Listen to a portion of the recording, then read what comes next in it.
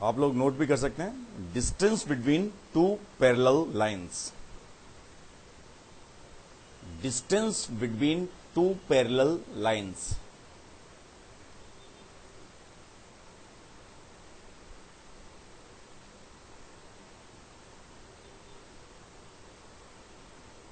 Distance between two parallel lines. So it is a very simplest one, concentrate करिए। वैसे तो थोड़ा सा टफ है, लेकिन कई बार क्या होता है कि जो काम की चीज है वो हो चुकी है, इसलिए ज्यादा टफ नहीं है। ध्यान से देखना, अगर मैं ऐसे लिखता हूं ax plus b y plus c1 equal to 0 and ax plus b y plus c2 equal to 0, तो अगर c1 और c2 इक्वल नहीं है तो क्या ये लाइंस कभी इंटरसेक्ट करेंगी?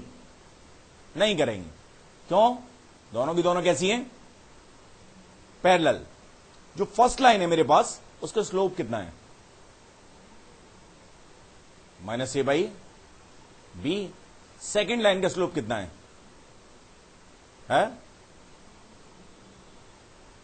m2 again minus a by b. तो ध्यान से देखना, पहले रिजल्ट समझिए, फिर मैं उसे एक्सप्लेन भी करूंगा।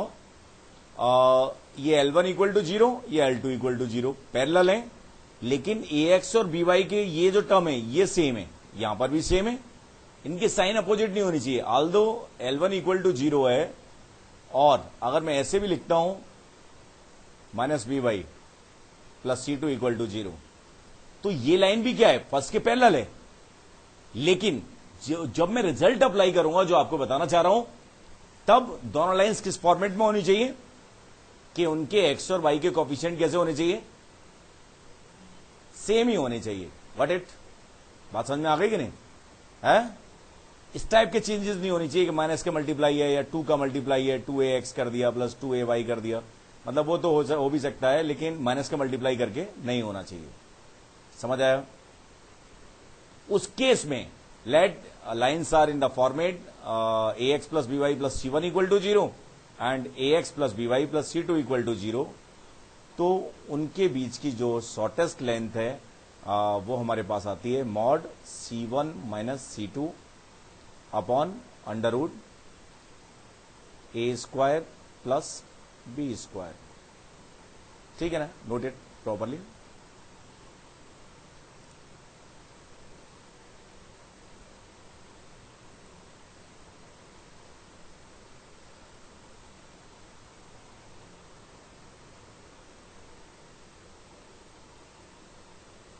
सही है। अब यहां पर थोड़ी सी बात और लिख सकते हैं आप, वो क्या है? राइट C1 और C2 को हम साइन के साथ लिखेंगे। ऐसे लिख लो, write C1 and C2 with sign, write C1 and C2 with sign.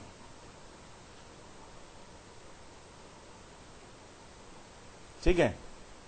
अब मैं इसे एक्सप्लेन कर रहा हूं, इट्स वेरी सिंपल, कंसंट्रेट करना। मॉड है इसलिए डिस्टेंस है, इसलिए अगर मेरे पास ये y एक्सिस है, ये x एक्सिस है, ये y एक्सिस है, ये x एक्सिस है, ये y एक्सिस है, ये x एक्सिस है, तीन मैंने कॉम्बिनेशन 3 बार y एक्सिस x एक्सिस इसलिए बनाई है कि दो पैरेलल लाइंस के लिए 3 ही पॉसिबिलिटीज हो सकती हैं। वो क्या क्या है?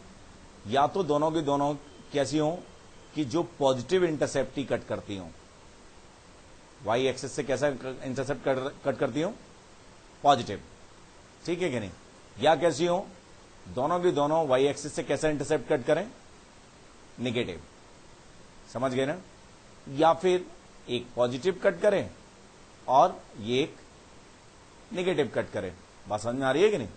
कंसंट्रेट करना कि आपको विद साइन लेना है, तो ये लाइंस किस टाइप की होंगी?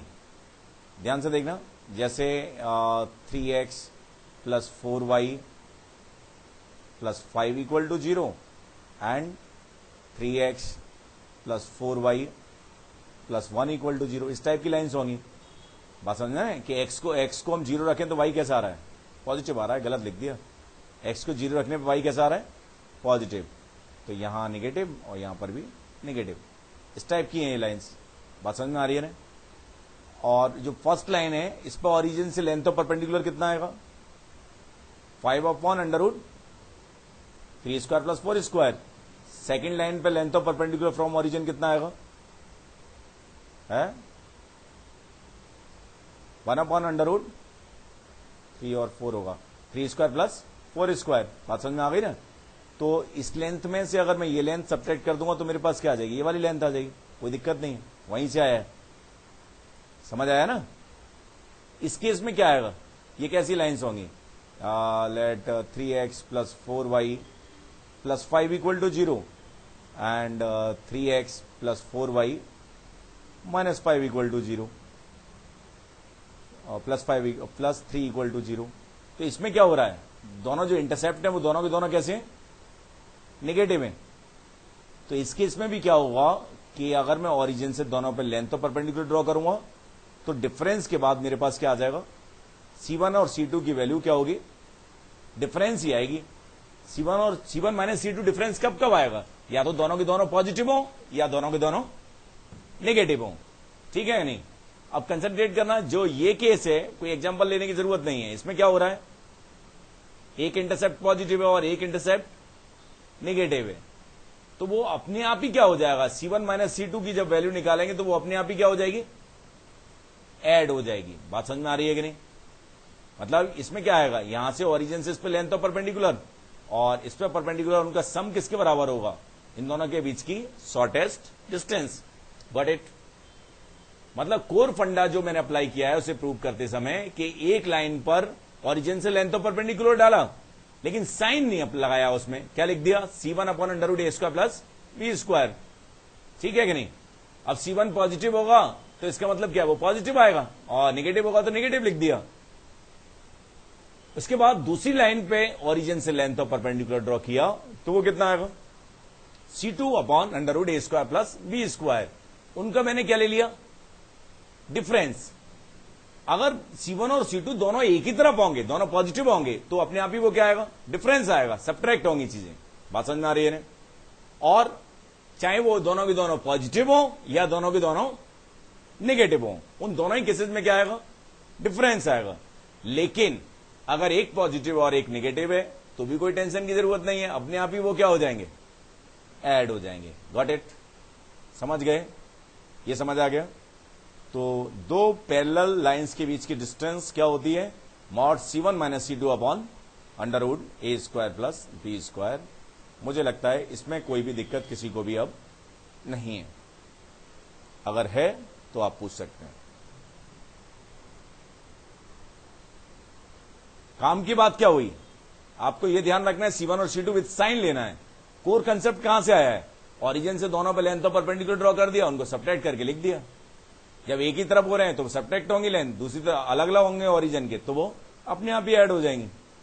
समझ गए ना, है समझ आया कि नहीं है, ढंग से आ गया ना, है एग्जाम्पल लेने की जरूरत है क्या इसमें, कंसेप्ट समझ में आ गए, गुड, ठीक है।